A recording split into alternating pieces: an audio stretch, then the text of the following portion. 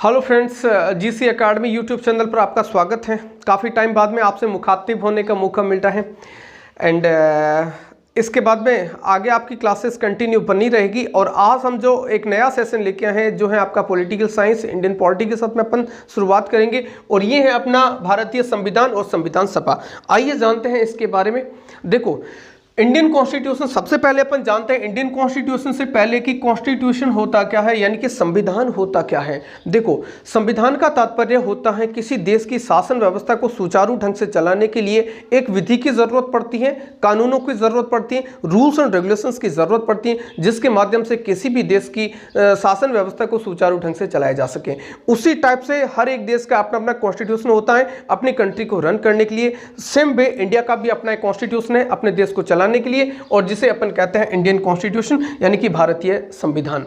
सबसे पहले जानते हैं ये जो संविधान है इसका प्राचीनतम उल्लेख हमें कहां से प्राप्त होते हैं। थोड़ा इसका हिस्टोरिकल बैकग्राउंड जानते हैं, उसके बाद में आज संविधान सभा के बारे में अपन स्टडी करेंगे। सबसे पहले मैं संविधान की बात करूं, जैसे मेरे दिमाग में आता है कि संविधान एक ऐसी व्यवस्था है जिसके माध्यम से किसी भी देश की शासन व्यवस्था को चलाया जाता है। रूल्स एंड रेगुलेशन का एक संकलन होता है जो एक निर्दिष्ट रहता है कि किस टाइप से शासन व्यवस्था हमारी चलेगी।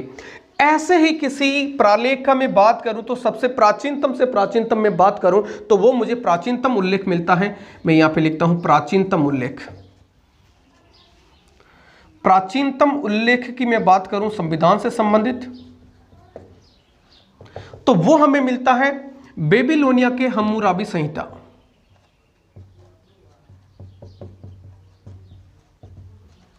बेबीलोनिया के हम्मुराबी संहिता।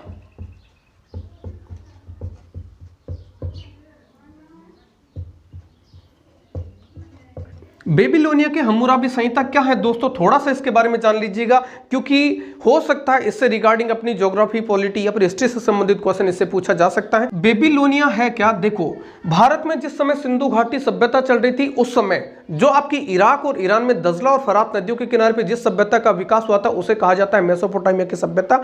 लेकिन भारत में जिस तरह से सिंधु घाटी सभ्यता के बाद में वैदिक सभ्यता आई थी उसी तरह से मेसोपोटामिया सभ्यता का जहां पे पतन हुआ, उसके ऊपर जिस नई सभ्यता का विकास हुआ था वो थी हमारी बेबीलोनिया की सभ्यता, यानी कि दजला और फरात नदियों के पास में इराक और ईरान आज की तारीख में जहां पे अवस्थित है, एशिया का पश्चिमी भाग में। ओके, तो वहां पे बेबीलोनिया के, उसी बेबीलोनिया के हम्मुराबी संहिता, यानी कि जिस तरह से आज का अपना मौर्य वंश वगैरह, गुप्त वंश, जिस टाइप के वंश चलते थे डायनेस्टी, उसी टाइप से वहां पे एक हम्मुराबी वंश चला करता था। उसमें हम्मुराबी 6 के द्वारा हम्मुराबी की विधि संहिता या फिर हम्मुराबी संहिता में हमें सर्वप्रथम प्राचीनतम विधि से संबंधित या फिर संविधान से संबंधित उल्लेख मिलता है। वहां पे हमें काले कलर का एक शिलालेख मिलता है जिसपे कुछ रूल्स एंड रेगुलेशंस दिखाए गए हैं, जिससे यह प्रतीत होता है कि ये आज के कॉन्स्टिट्यूशन जैसा है। यानी कि आज के कॉन्स्टिट्यूशन तो मैं नहीं कह सकता हूं दोस्तों, बट मैं इतना जरूर कहूंगा, यानी कि कॉन्स्टिट्यूशन नामक का जो वर्ड होता है या फिर कॉन्स्टिट्यूशन से मिलता जुलता कुछ यदि हमें प्रालेख मिलता है तो वो हम्मुराबी संहिता को कह सकते हैं। एक शिलालेख पे लिखा है कि जनता अपने हाथ में पावर नहीं ले सकती है, दंड देने का अधिकार केवल राजा को है, जनता आपस में तालमेल बना के रखे, उनके लिए अलग अलग दिशा निर्देश जारी उस शिलालेख में किया गया है। तो दैट्स वाई मैं कहूंगा बेबीलोनिया के हम्मुराबी संहिता में मुझे प्राचीनतम से प्राचीनतम संविधान जैसे किसी वर्ड का उल्लेख मिलता है। ओके, तो यहां से मैं कहूंगा इसका लगभग दोस्तों वैसे इतना इंपॉर्टेंट तो नहीं है, लेकिन 1754 बीसी के आसपास इस टाइप के ये प्रलेख मिलता है। इसके बाद में मैं बात करूं, यदि मैं वर्तमान इतिहास की बात करूं, वर्तमान या फिर मैं आधुनिक इतिहास की मैं बात करूं, आधुनिक इतिहास में यूएसए का कॉन्स्टिट्यूशन सबसे पुराना लिखित संविधान है। यानी कि यूएसए का संविधान, यूएसए का संविधान प्राचीनतम लिखित संविधान है। इसकी भी बात कर लेते हैं। याद रखिए कि 7, 8, 9 में बना था, यानी कि 1789 में यूएसए का कॉन्स्टिट्यूशन बनके लागू हुआ था। यानी कि कब हुआ था? 1789 में। और ये एक आधुनिक विश्व का ऐसा संविधान बनके तैयार हो गया जो कि प्राचीनतम लिखित संविधान के रूप में सामने आया है। और सबसे प्राचीन की बात करें, प्राचीनतम की बात करें तो ये वाला हो गया। और आधुनिक इतिहास में, आधुनिक विश्व में यदि प्राचीन लिखित संविधान की बात करूं तो मैं कहूंगा कि यूएसए का संविधान है। ओके, इसके बाद में मैं बात करता हूं भारत के संविधान की। दोस्तों जैसा कि हम सभी जानते हैं कि भारत है जो ब्रिटेन का गुलाम रहा है, और जब ब्रिटेन यहाँ पे रूल हुआ करता था तो उस समय भारतीयों ने समय समय पर अपने संविधान के लिए, अपनी आज़ादी के लिए, अपने संविधान सभा के लिए मांग उठाई थी, और अंततः भारत ने अपना, भारतीय स्वयं के द्वारा अपना एक संविधान को निर्मित किया था। तो सबसे पहले अपन जानते हैं कि जिस तरह से हर एक देश का अपना एक संविधान होता है, उसी टाइप से भारत का अपना एक संविधान है, और जिसका नाम है भारतीय संविधान या इंडियन कॉन्स्टिट्यूशन, और उसी का निर्माण जो किया था वो हमारी संविधान सभा ने किया था। तो आज के इस लेक्चर में अपन कवर करने जा रहे हैं कि संविधान सभा क्या होती है, कॉन्स्टिट्यूएंट असेंबली क्या होती है, और इस कॉन्स्टिट्यूएंट असेंबली को बिठाने के लिए, स्थापित करने के लिए हमने कितना संघर्ष किया, इसका क्या ऐतिहासिक जो बैकग्राउंड रहा था, उसका आज अपन इस लेक्चर के ड्यूरिंग स्टडी करेंगे।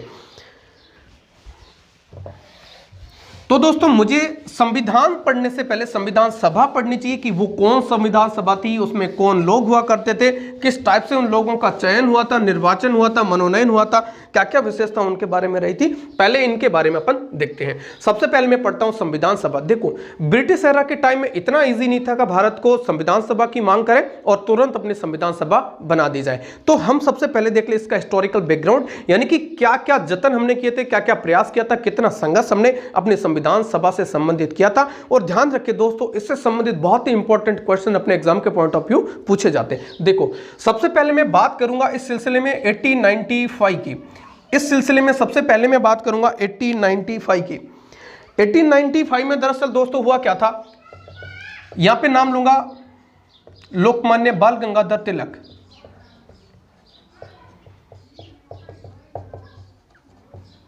लोकमान्य बाल गंगाधर तिलक ने एक विधेयक लाए थे जिसका नाम था, उनसे संबंधित एक विधेयक है स्वराज विधेयक।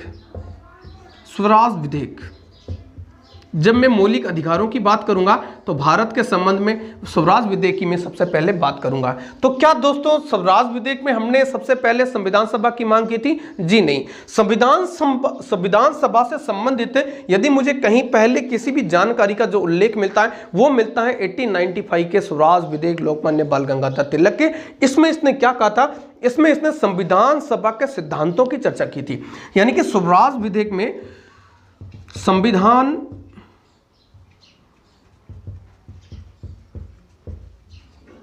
सभा के सिद्धांतों का उल्लेख किया था। तो यहां से मेरा एक पॉइंट और क्लियर होकर आता है कि सबसे पहले हमें संविधान सभा जैसे वर्ड का उल्लेख कहां पे मिलता है, 1895 के लोकमान्य बाल गंगाधर तिलक के स्वराज विधेयक में मिलता है। उसने संविधान सभा की मांग नहीं की थी दोस्तों, उसमें क्या था, यानी कि संविधान सभा के सिद्धांतों का उल्लेख मिलता है। इसके बाद में मैं बात करता हूं 1922 पे आता हूं इसके हिस्टोरिकल बैकग्राउंड में, और यहां पे इसका संबंध था गांधी जी से।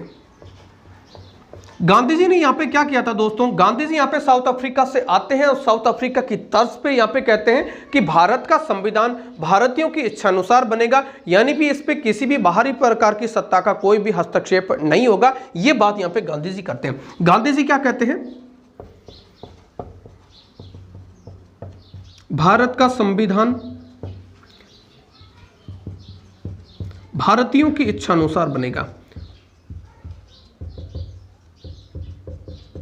दोस्तों बहुत ही इंपॉर्टेंट क्वेश्चन है, कई बार एग्जाम में पूछा गया है, तो बिल्कुल इसको दिमाग में इसी तरीके से रखें कि गांधी जी ने क्या कहा था, या फिर ये स्टेटमेंट किसने कहा था, भारत का संविधान भारतीयों की इच्छा अनुसार बनेगा, 1922 में महात्मा गांधी ने कहा था। और किसके तर्ज पे कहा गया था,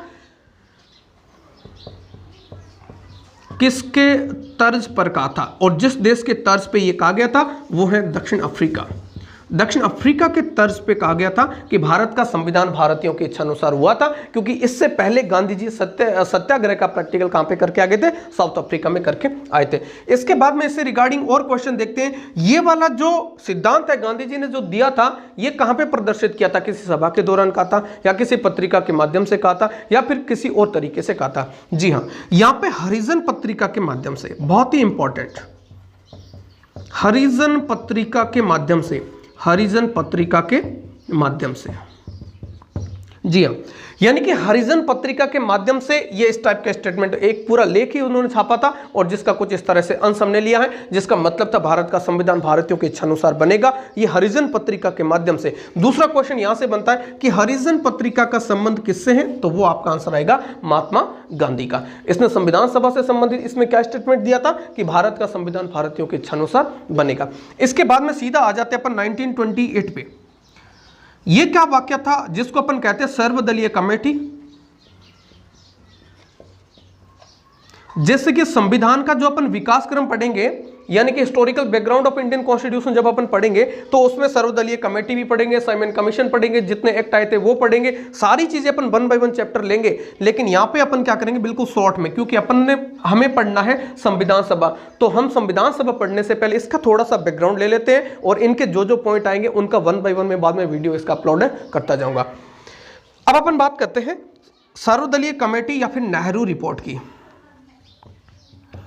दोस्तों क्या हुआ था इसमें, यह पहला वाकया था जब भारत के लोगों ने स्वयं अपने द्वारा अपने संविधान का निर्माण किया था। यानी कि उस समय भारत सचिव बर्किनहेड हुआ करते थे। आपको पता होगा दोस्तों, ये 1928 की बात कर रहा हूं, इससे पहले 1927 में आपका साइमन कमीशन आता है और साइमन कमीशन का इंडिया में जोरों शोरों से विरोध होता है। जब जोरों शोरों से विरोध होता है किसी भी कंडीशन में, भारतीय लोग साइमन कमीशन की रिपोर्ट को इंडिया में नहीं पढ़ने देते, तो बर्किनहेड भारत सचिव हुआ करते थे, उन्होंने एक स्टेटमेंट बोला था कि तुम इंडिया में इतनी पावर है तो तुम सारे दल बैठ के, सारा इंडिया मिलके एक कॉन्स्टिट्यूशन फ्रेम कर देते हो, तब हम आपके लिए कॉन्स्टिट्यूशन को इंप्लीमेंट कर देंगे, उस कॉन्स्टिट्यूशन को हम अप्रूव कर देंगे और भारत में लागू कर देंगे। तो इसी तर्ज पे ये मोतीलाल जी नेहरू ने इस चैलेंज को एक्सेप्ट किया तथा सारे जितने भी कमेटी थी, यानी कि मुस्लिम लीग की बात कर दूं, मैं कांग्रेस की बात कर दूं, मैं कृषक दल की बात कर दूं, मैं कम्युनिस्ट पार्टी की बात करूं, यूनियनिस्ट पार्टी की बात करूं, ये सारे दल एक साथ में मिल गए और इन्होंने अपना कॉन्स्टिट्यूशन फ्रेम कर दिया।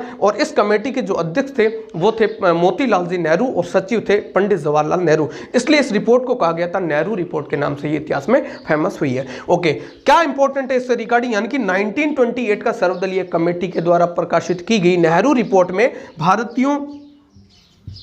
स्वयं भारतीयों के द्वारा बनाया गया सर्वप्रथम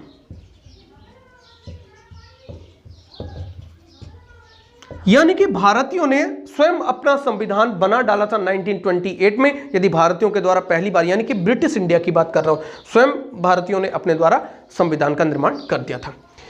इसके बाद में दोस्तों मैं हिस्टोरिक इवेंट की बात करता हूं 1934 की। 1934 में क्या हुआ था, एक मैं राजनीतिक दल की बात कर रहा हूं, स्वराज पार्टी। आप भली भांति जानते हैं दोस्तों, असहयोग आंदोलन के दौरान महात्मा गांधी ने चोरा चोरी कांड के दौरान जो अपना असहयोग आंदोलन था, नॉन कॉपरेशन जो मूवमेंट था, उसको वापस ले लिया था। जब असहयोग आंदोलन को वापस ले लिया था तो कांग्रेस के काफी जो प्रोमिनेंट लीडर थे, उन्होंने कांग्रेस के विरुद्ध में एक नई पार्टी का निर्माण किया था, जिसके मोतीलाल जी नेहरू, चित्तरंजन दास वगैरह इस टाइप के लोगों ने मिलकर स्वराज पार्टी की स्थापना 1 जनवरी 1923 को कर दी थी। और 1934 में इन्होंने, स्वराज पार्टी ने संविधान सभा की मांग की थी। यानी कि स्वराज पार्टी किसकी बात करती है, संविधान सभा की। स्वराज पार्टी बात करती है संविधान सभा की, और ये एक पहली राजनीतिक दल या फिर पहली पार्टी बन जाती है जो संविधान सभा की मांग करती हैं। पहली संविधान सभा की मांग करने वाली पार्टी कौन सी बन जाती है, आपकी स्वराज पार्टी बन जाती है, स्वराज दल बन जाता है जो संविधान सभा की मांग करने वाला दल, जो संविधान सभा की क्या करता है, मांग करता है। और ये कब करता है, 1934 में करता है। दोस्तों ध्यान दें, कांग्रेस इसकी बात को कब एक्सेप्ट करता है, इसको आप ध्यान दीजिएगा। 1937 में एक अधिवेशन होता है जिसका नाम है फैजपुर अधिवेशन, जिसका नाम है फैजपुर अधिवेशन।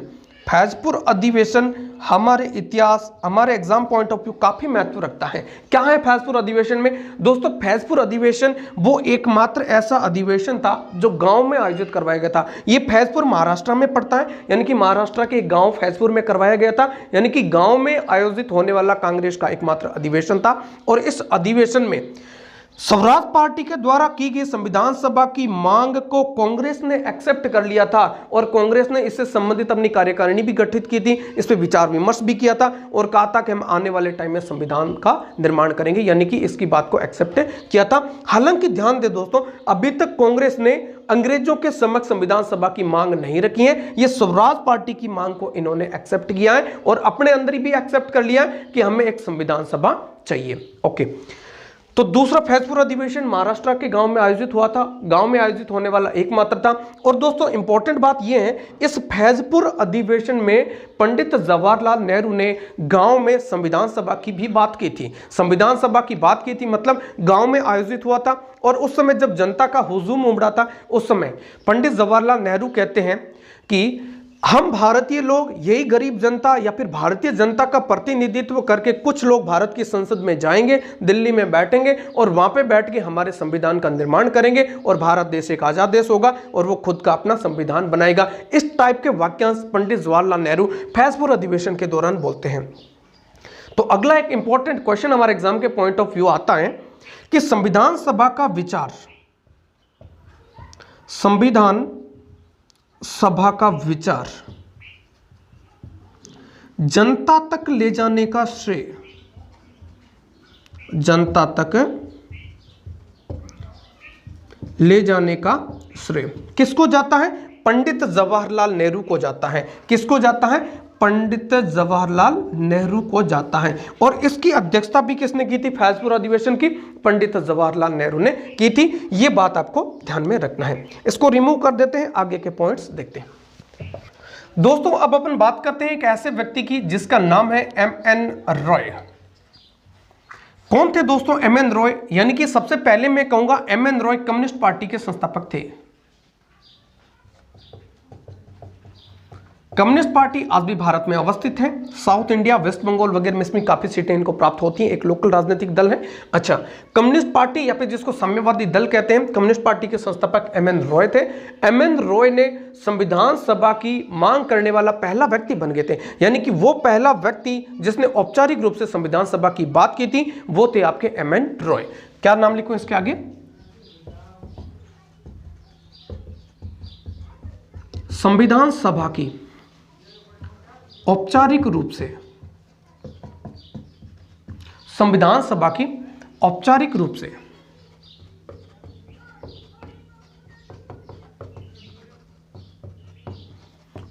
रूप से मांग करने वाला पहला व्यक्ति बन गया है।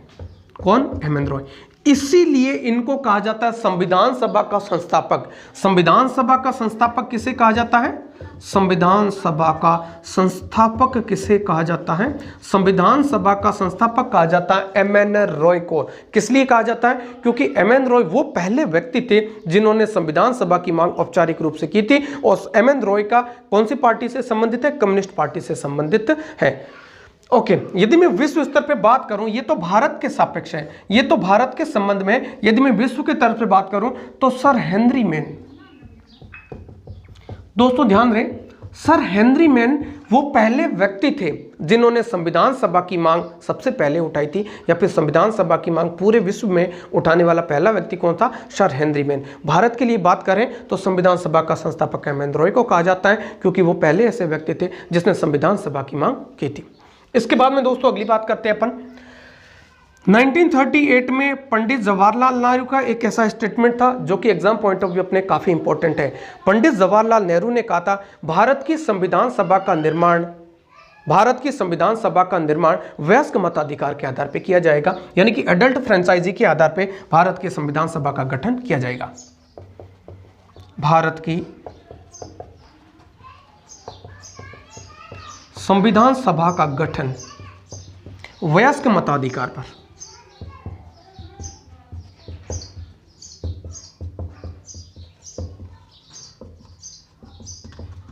लेकिन दोस्तों ध्यान रखें, इन फ्यूचर जब हमारी कॉन्स्टिट्यूएंट असेंबली अभी अपन निर्माण करेंगे, जो गठन हुआ था वो कभी भी वयस्क मताधिकार पे नहीं हुआ था। लेकिन क्वेश्चन पूछा जाता है वो कौन से व्यक्ति थे जिसने कहा था भारत की संविधान सभा का गठन वयस्क मताधिकार पे किया जाएगा। वो मांग करने वाले व्यक्ति पंडित जवाहरलाल नेहरू थे, जिसने 1938 में बोला था। लेकिन जब हमारी संविधान सभा का गठन हुआ था वो वयस्क मताधिकार पे नहीं हुआ था, इनडायरेक्टली इलेक्शन के रूप में हमारी संविधान सभा का प्रतिनिधित्व था। ओके, अब इसके बाद में अपन बात करते हैं 1939 की, वो हिस्टोरिक आपका त्रिपुरी अधिवेशन की बात करते हैं।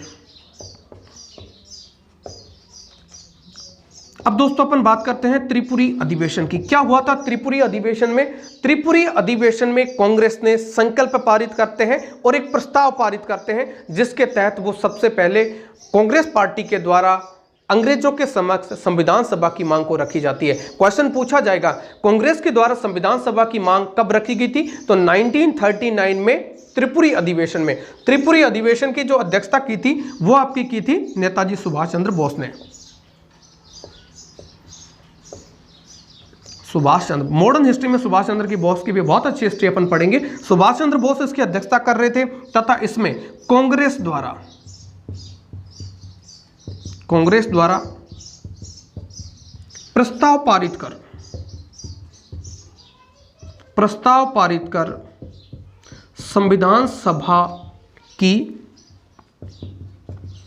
मांग की थी। अभी तक देखिए दोस्तों, जितना हमने पढ़ा है उतना हमने अपनी तरफ से मांग की है। यानी हमने, एक बार मैं रिकैप आपको कर देता हूं, हमने बात की 1895 में स्वराज विधेयक में सबसे पहले लोकमान्य बाल गंगाधर तिलक ने संविधान सभा के सिद्धांतों को बताया, ना कि संविधान सभा की मांग की है। इसके बाद में मैं बात करूं 1922 में महात्मा गांधी ने कहा था कि भारत की संविधान सभा भारतीयों की इच्छा अनुसार बनेगी, यानी कि पूर्ण रूप से भारतीय उसमें होंगे, यानी कि कोई भी बाहरी सत्ता का हस्तक्षेप नहीं होगा। हरिजन पत्रिका के माध्यम से यह संदेश दिया था। उसके बाद में बात करूं 1928 में वो वाकया था जब भारतीय स्वयं ने अपना एक संविधान का निर्माण किया था। नेहरू रिपोर्ट या फिर सर्वदलीय कमेटी के रूप में सारे दलों ने एक साथ में मिलकर इसमें भाग लिया था। इसके बाद में मैंने बात की 1934 में वो पहला राजनीतिक दल जिसने संविधान सभा की मांग की थी वो था स्वराज दल। दोस्तों ध्यान रखिए, यहाँ कांग्रेस नहीं आएगा। जनरली हम सोचेंगे लीडिंग पार्टी कांग्रेस थी, तो हो सकता है सबसे पहले संविधान सभा की मांग करने वाली पार्टी कांग्रेस होगी। नहीं, कांग्रेस नहीं थी, सर्वदलीय कमेटी थी। सॉरी, सर्वदलीय क्या बोल रहा हूं, स्वराज पार्टी थी। मोतीलाल जी नेहरू और चित्तरंजन दास वगैरह जो prominent leader of the Congress थे, इन्होंने मिलकर इसकी स्थापना की थी। उसके बाद में 1934-35 में ही आपके एम.एन. रॉय, जिन्होंने संविधान सभा की मांग की थी और संविधान सभा की मांग करने वाले पहले व्यक्ति बन गए थे, और एम.एन. रॉय का संबंध कम्युनिस्ट पार्टी से संबंधित है। इसके बाद में मैंने बात की थी 1938 में भारत की संविधान सभा का गठन वयस्क मताधिकार के आधार पर किया जाएगा, ऐसी बात करने वाले पंडित जवाहरलाल नेहरू पहले व्यक्ति बन गए थे। 1937 का जो फैजपुर अधिवेशन था, उस फैजपुर अधिवेशन यानी कि गांव में आयोजित होने वाला एकमात्र ऐसा अधिवेशन था जिसकी अध्यक्षता पंडित जवाहरलाल नेहरू ने की थी, तथा पंडित जवाहरलाल नेहरू ने लोगों के सामने ये विचार रखा था, यानी कि संविधान सभा, हम सारे लोग मिलकर एक संविधान सभा का गठन करेंगे और वो लोग हमारे भावी भारत का संविधान का निर्माण करेंगे। तो जनता तक इस विचार को ले जाने का श्रेय भी किसको जाता है? पंडित जवाहरलाल नेहरू को जाता है। त्रिपुरी अधिवेशन सुभाष चंद्र बोस इसकी अध्यक्षता कर रहे थे और कांग्रेस के द्वारा पहली बार संविधान सभा की मांग का संकल्प पारित किया जाता है, प्रस्ताव पारित किया जाता है और संविधान सभा की औपचारिक रूप से कांग्रेस के द्वारा 1939 में मांग की जाती है। अब दोस्तों देखिए, अभी तक ब्रिटिशर्स का इससे संबंधित कोई रवैया नहीं था, ब्रिटिशर्स का कोई भी पॉजिटिव रिस्पांस नहीं था। अब आपका आता है सेकेंड वर्ल्ड वॉर, और मॉडर्न हिस्ट्री में जब आप पढ़ोगे, त्रिपुरी संकट भी पढ़ोगे, कांग्रेस और सारी जितनी पार्टी थी सारी जगह से उन्होंने क्या दे दिया था? इस्तीफा दे दिया था। भारत में स्वशासन की स्थापना 1935 के एक्ट के तहत 1937 में की जाती है, बट वो 1939 में त्रिपुरी संकट के साथ ही क्या हो जाता है? समाप्त हो जाता है। क्योंकि उस समय दोस्तों सेकेंड वर्ल्ड वॉर चल रहा है, द्वितीय विश्व युद्ध चल रहा है, भारत की मदद ली जा रही है, लेकिन भारत की आज़ादी या फिर भारत के संविधान सभा से संबंधित या फिर भारत के जितने भी सीनियर नेता हैं उनसे बिल्कुल भी कोई बातचीत नहीं की जाती है। इससे आहत होकर त्रिपुरी संकट आता है और सारी जो कांग्रेस और जो बड़े बड़े लीडर्स होते हैं वो क्या दे देते हैं? इस्तीफा दे देते हैं। इसी संबंध में अपन बात करते हैं भारतीयों को खुश करने के लिए 1940 की मैं बात करता हूं, अगस्त प्रपोजल की, सॉरी अगस्त ऑफर की, 1940 का अगस्त प्रस्ताव। क्या था दोस्तों अगस्त प्रस्ताव? सबसे पहले जानते हैं ये हुआ था 8 अगस्त 1940 में, यानी कि 8 अगस्त 1940 में अगस्त प्रस्ताव था। इसका संबंध था, इस समय भारत के जो गवर्नर जनरल हुआ करते थे वो थे लॉर्ड लिनलिथगो।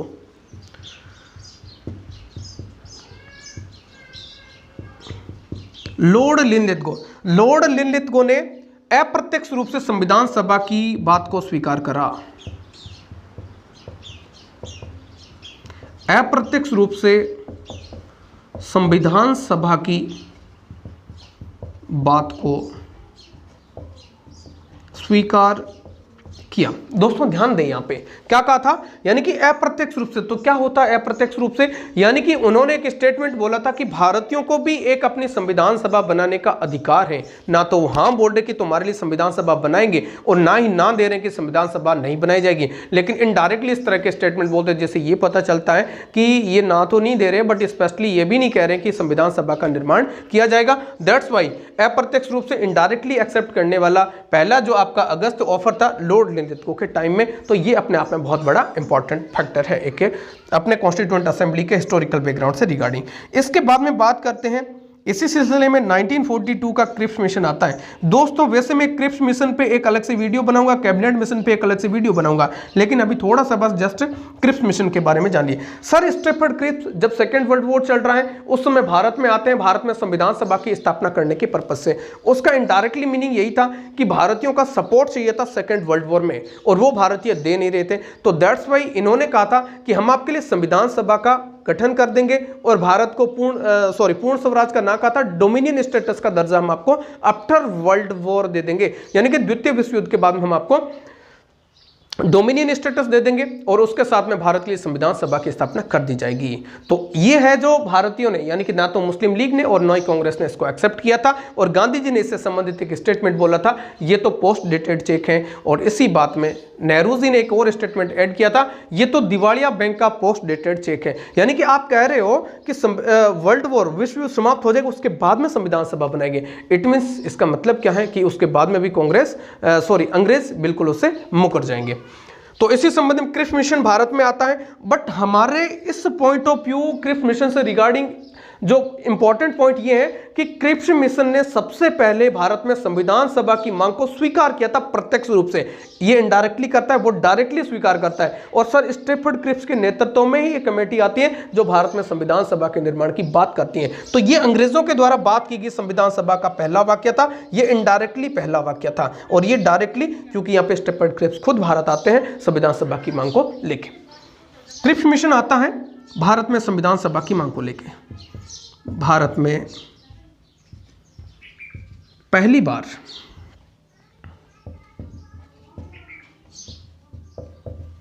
संविधान सभा का गठन करने के लिए, कुछ भी हो दोस्तों, हालांकि हमें पता है कि क्रिप्स मिशन भारत में सक्सेस नहीं हुआ था, बट भारतीयों के लिए पहली बार वो संविधान सभा की बात को लेके आए थे। उन्होंने एक्सेप्ट किया था कि भारत की अपनी एक संविधान सभा होनी चाहिए और गठन करने के लिए यहाँ पे आए थे। उसके बाद में दोस्तों मैं बात कर रहा हूँ वेरी वेरी इंपॉर्टेंट पॉइंट 1946 का कैबिनेट मिशन। कौन सा आता है? 1946 का कैबिनेट मिशन। दोस्तों कैबिनेट मिशन के बारे में क्या इंपॉर्टेंट है, देखो आफ्टर वर्ल्ड वॉर इसमें क्या हो जाता है, वहां पे आ जाती है सरकार आपकी लेबर पार्टी की। दो पार्टियां चलती, conservative party and labour party. तो वहां पे लेबर पार्टी के जो प्राइम मिनिस्टर बने थे क्लीमेंट एटली। कौन बने थे? क्लीमेंट एटली बने थे। और क्लीमेंट एटली ने एक स्टेटमेंट दिया था कि भारतीयों को भी अपनी आज़ादी का अधिकार है। ये उस समय के अनुसार बहुत बड़ा स्टेटमेंट था, भारत के प्रति बहुत पॉजिटिव स्टेटमेंट था। उन्होंने एक 3 सदस्यीय मिशन का आयोजित किया, एक कमेटी भेजी भारत में संविधान सभा के निर्माण के लिए। उन्होंने कहा था, हालांकि देखो दोस्तों कांग्रेस और मुस्लिम लीग के बीच में भी हमारा तकरार चलता आ रहा है। वेवेल प्लान भी आया था संविधान सभा को लेके, और आपका शिमला समझौता भी हुआ था, यानी कि जो शिमला में एक बैठक हुई थी सारे दलों को मिला के, उसमें भी कोई कंक्लूजन नहीं लिखता संविधान सभा की मांग को, संविधान सभा को स्थापित करने से संबंधित। लेकिन कैबिनेट मिशन को इंस्ट्रक्शन था कि भी किसी भी हालत में भारत में संविधान सभा की स्थापना करके आना है। तो इसके चलते इन्होंने एक अपना प्लान लेके आए, भारत के सारे भी लीडर्स थे, उनको समझाया और उनके बीच का कंक्लूजन निकाल के भारत में संविधान सभा की स्थापना कर दी जाती है। तो भारत की संविधान सभा की स्थापना का श्रेय किसको जाता है, यानी कि संविधान सभा की स्थापना का श्रेय किसको जाता है? कैबिनेट मिशन को। अगले वीडियो में दोस्तों अपन कैबिनेट मिशन के बारे में पढ़ेंगे, एक अलग से वीडियो आएगा। उससे पहले आएगा मेरा क्रिप्स मिशन क्या था, कैबिनेट मिशन क्या था, और फिर देखेंगे। अब तक हमने देखो क्या पढ़ा है, संविधान सभा के संबंध में हमने इसका हिस्टोरिकल बैकग्राउंड पढ़ा है कि हमारी जो संविधान सभा थी, इन्होंने मिलकर हमारे संविधान का निर्माण किया था। तो हमारी संविधान सभा के लिए हमने कौन से ऐतिहासिक चरणों से गुजरना पड़ा, इन सारे की पॉइंट्स को दोस्तों याद रखना है। और लास्ट में हमने क्या पढ़ा था कि इतनी लंबी लड़ाई के बाद में 1946 का कैबिनेट मिशन भारत में संविधान सभा की स्थापना करने में सक्षम होता है, और इसी के तहत में भारत की संविधान सभा का गठन होता है, और वही संविधान सभा आगे चल के भारत के महत्वपूर्ण संविधान का निर्माण करती है। तो थैंक यू सो मच दोस्तों हमारे साथ में बने रहने के लिए। और अगला वीडियो कल ही की डेट में पोस्ट कर दिया जाएगा, और अगला जो हमारा वीडियो रहेगा वो हमारा रहेगा कृषि मिशन का भी एक अलग वीडियो रहेगा, कैबिनेट मिशन का एक अलग वीडियो रहेगा। उसके बाद में हमारे संविधान सभा का गठन रहेगा, यानी कि कितने टोटल मेंबर थे, कहां कहां से मेंबर आए थे, किस आधार पे आए थे, क्या चुनाव हुआ था, डायरेक्ट आए थे, इनडायरेक्ट आए थे, ब्रिटिश भारत से कितने थे, देशी रियासतों से कितने थे, चीफ कमिश्नरी एरिया से कितने थे, किस किस टाइप से अगली जो सीटों का बंटवारा होता है, किस टाइप से मुस्लिम लीग है जो बाइकआउट करती है, सारी चीजों को डिटेल से डिस्कशन किया जाएगा। Thank you so much friends हमारे साथ में बने रहने के लिए।